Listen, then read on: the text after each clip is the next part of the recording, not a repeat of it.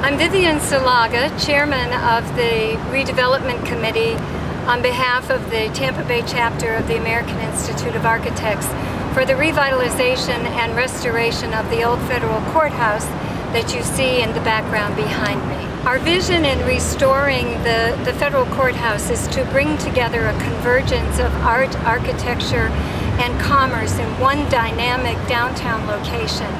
We see this as a place where the public is invited to come into the building to experience not only the fabulous historicism of the building itself, but to be a part of the dynamic public events and public activities that will be taking place in the building.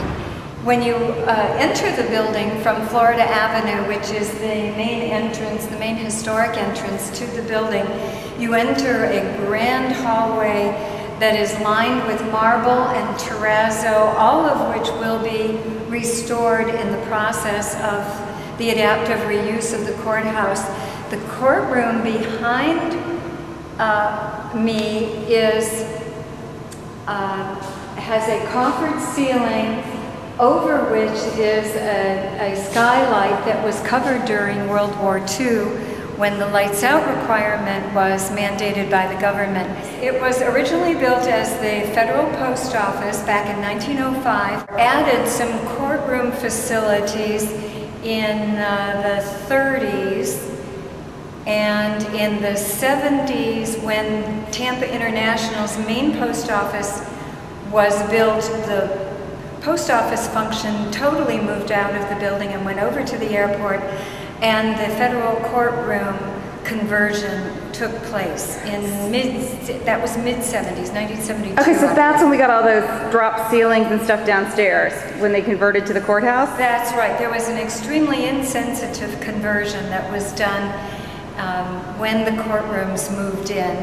However, all of the original corridors were left intact. The edged glass, the marble surrounds and trim work around the doors to the offices, all of the very elaborate, beautiful oak woodwork and wood trim at the doors and the windows, fortunately, is all still here. Every window in the building is still the original window, so it makes the restoration process a whole lot easier when those original defining characteristics are still that much intact and that good. The plaster work on the ceiling is all still original. There has been no water damage in any of the major corridors, so all of the very detailed, hand-carved, plastered work is still intact and, of course, obviously will remain.